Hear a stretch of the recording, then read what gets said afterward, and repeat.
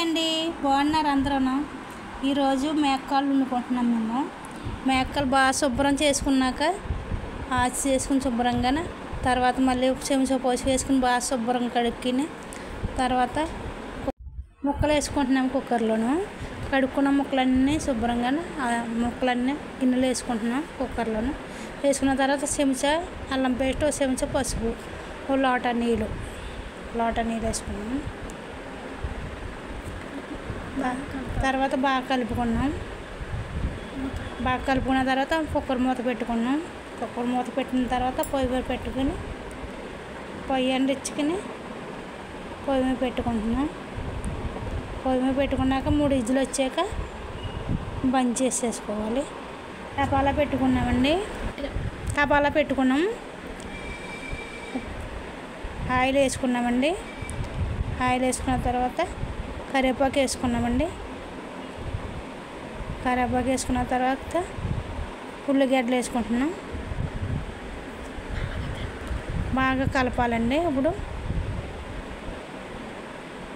బాగా ఎగే వరకు బాగా వేపుకొని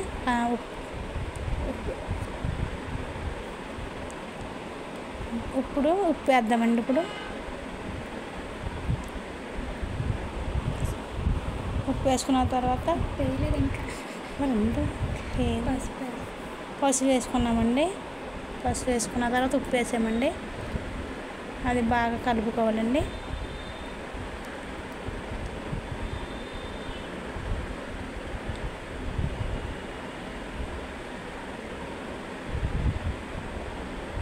ఉల్లిపాయ ముక్కలు బాగా ఎగిపోయినాయండి. ఎగిపోయిన తర్వాత ముక్కలు ఉడకబెట్టుకున్న కుక్కర్లో ముక్కలు మనం వేసుకుందాం. ఇందులోను వేసుకున్న తర్వాత బాగా తిప్పుకుందాం.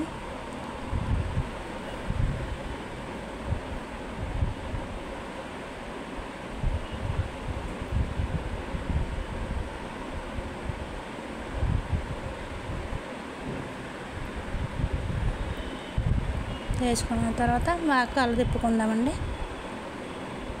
బాగా కళ్ళు తిప్పుకున్నాక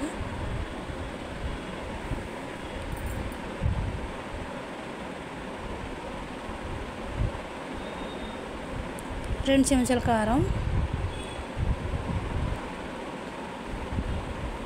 2 చెంచాల కారం వేసుకున్నామండి. 1 చెంచా జీలకర్ర పొడి, ధనియాల పొడి 2 కలిపి వేసుకుంటున్నాం. బాగా తిప్పుతున్నామండి.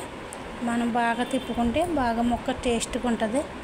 బాగా ఎక్కువగా ఫ్రై చేసుకుంటే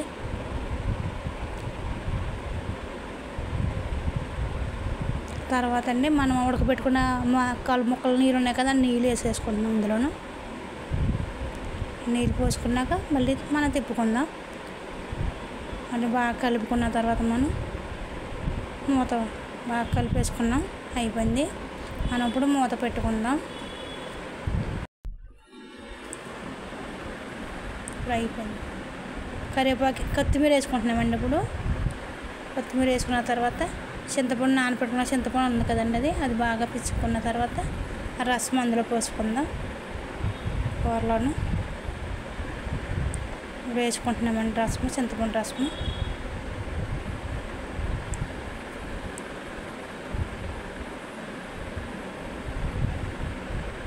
చింతపండు రసం వేసేసుకున్నాం కదండి. ఇప్పుడు తిప్పుకుందామండి. మంచిగా కల తిప్పుకొని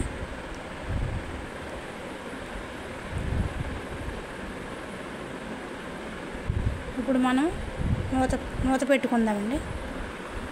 2 నిమిషాల తర్వాత ఉడికిపోయాకండి మనం కూర అంతా అయిపోయాక 2 నిమిషాల తర్వాత కూర ఉడికిపోయాక బంద్ చేసుకుందాం. కూర అండి ఇలా దింపుకుంటే చాలా టేస్ట్గా ఉంటుందండి.